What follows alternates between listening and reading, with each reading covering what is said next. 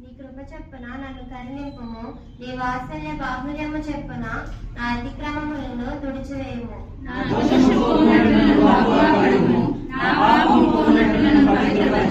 అతిక్రమములు నాకు తెలిసే ఉన్నవి, నా పాపం ఎల్లప్పుడూ నా ఎదుటనున్నది.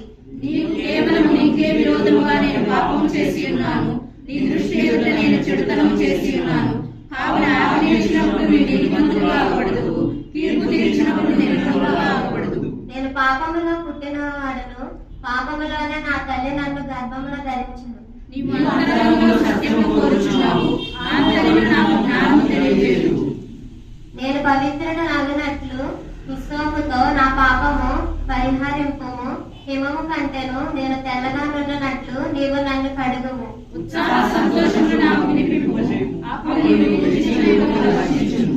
నా పాపములకు విముఖుడము కమ్ము, నా దోషములన్నిటినీ తుడిచివేయము. దేవా, నా శుద్ధ హృదయము కలుగజేయుము, నా అంతరంగంలో స్థిరమైన మనస్సును నాకు అప్పగించుము. నీ సన్నిధిలో నుండి నన్ను త్రోసివేయకము, నీ పరిశుద్ధ ఆత్మను నా యొద్ద నుండి తీసివేయకము. నీ రక్షణాలను నాకు అప్పగించుము, సన్నిధిలో మనస్సు కలుగజేసి నన్ను దృఢపరచుము. అప్పుడు అతిక్రమము చేయి వారికి నీ త్రోవలను బోధించెదను, పాపములను నీ తట్టు తిరుగుదురు. దేవా, నా రక్షణకర్తయే దేవా, రక్తాపరాధము నుండి నన్ను విడిపించుము.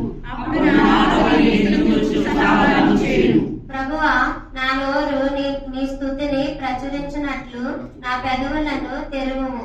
నీవు కోరిన కోరువాడు కాదు, కోరిన ఎడలని అర్పించెదను, దహనము నీకు ఇష్టమైనది కాదు. విరిగిన మనసే దేవునికి ఇష్టమైన బలులు, దేవా విరిగిన అలిగిన హృదయములు నీవు ఆలక్ష్యము చేయవు. నీ కటాక్షమున సీయోనుకు మేలు చేయుము, యెరూషలేము యొక్క గోడలను కట్టించుము. అప్పుడు నీతియుక్తములైన బలులను, దహన బలులను, సర్వాంగ హోమములను నీకు అంగీకృతములగును.